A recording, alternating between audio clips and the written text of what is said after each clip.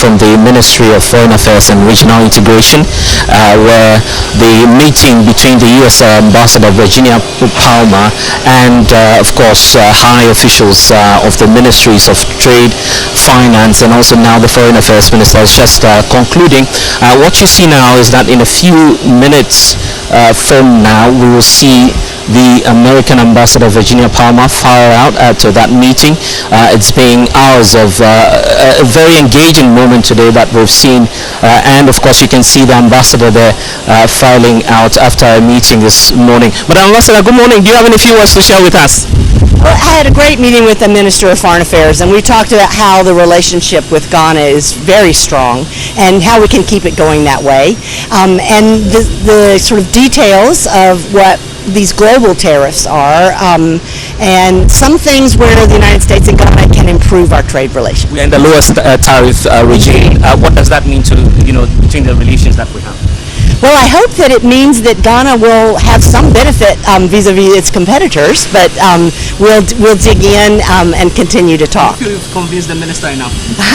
The minister and I are good friends. Is a bit high for Ghana. Well, so there you have it, the U.S. Ambassador to Ghana, Virginia Palmer, speaking to us there exclusively and giving us a sense of perhaps what might have happened throughout the engagement for today live here on the Join News channel. And you've just got it first on the platform, a clear indication that yes, indeed, that meeting has happened, and you see the U.S. Ambassador filing out of that meeting. We'll be bringing you some updates, but what you've just seen now is just the beginning of a raft of measures that the government of Ghana will be announcing in a couple of days to come, because clearly this engagements will now inform the government better on what might happen in the coming days. We're awaiting an official statement from the Ministry of Foreign Affairs, the Ministry of Trade, and also the Finance Ministry on what the next steps might be. But indeed, we have gotten that clear indication from the American ambassador yet again,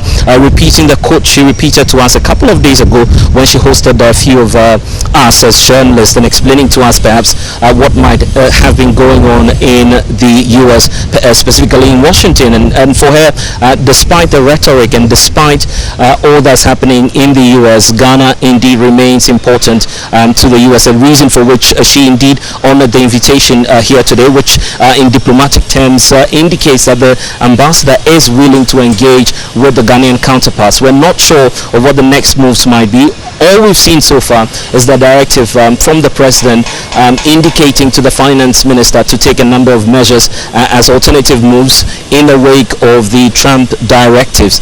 What we're seeing now is in regards to trade, but obviously we're surmising that issues about even our foreign aid might feature some more. So what happened last month was that, of course, there was a 90-day pause, and the president had directed the finance minister to find financing gaps and challenges that are being created as a result of the cuts in aid. But a lot more is happening here at the Foreign Affairs Ministry, and we'll be giving you a sense of what will happen beyond the 90-day pause. It's clear now to us that some aid measures will be gone, except to say that lifeline activities will be protected by the U.S.